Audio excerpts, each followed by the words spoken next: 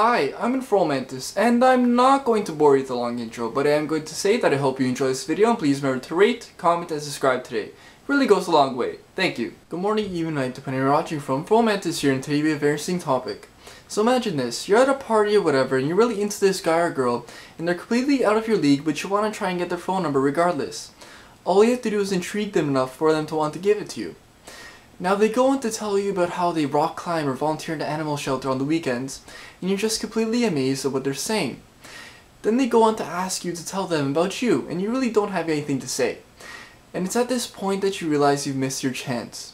A way to fix this is to become more interesting. In today's video I'm going to go over the steps required to be just that. So let's begin to step 1, which is, Step 1, understand the different types of interesting. Now before you can go take on an interesting hobby, it's important that you understand different types of interesting. One type will make you stand out in a good way, and standing out in a good way is crucial when you're trying to be a more interesting person, and the other really won't say much about you. When you tell a person what your interesting hobby is, you can either get an "oh, that's interesting" response, or an "oh, that's interesting" response. Now what separates the two, you may be wondering. Well, it's simple. Hobbies that include helping people or animals, creating art, doing things that are done in action movies such as skydiving, or anything really that a lot of people don't do in their spare time, will get you the "oh, that's interesting" response. Whereas hobbies that a lot of people do in their spare time, such as playing video games, sitting around in a chair for hours on end, or something school related such as math, will get you the "oh, that's interesting" response.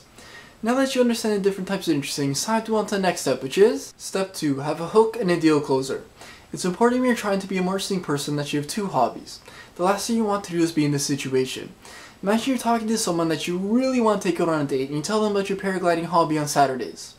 This really grabs their attention, makes them want to know more about you. And when they ask to know more, you really don't have much to say. They then walk away unimpressed. This is exactly why you need to have two interesting hobbies. One will be your hook, the one that grabs their attention, the one that makes them want to know more about you. And one will be the deal closer, the one that's less intense and yet still interesting, and seals a deal. You don't want to have more than two hobbies, because then they might question if you have time for them. You want to be interesting and yet free. So let's move on to the last step, which is Step 3, pick your hobbies and be a more interesting person. Grab a piece of paper and pencil, write down some hobbies you can see yourself taking up.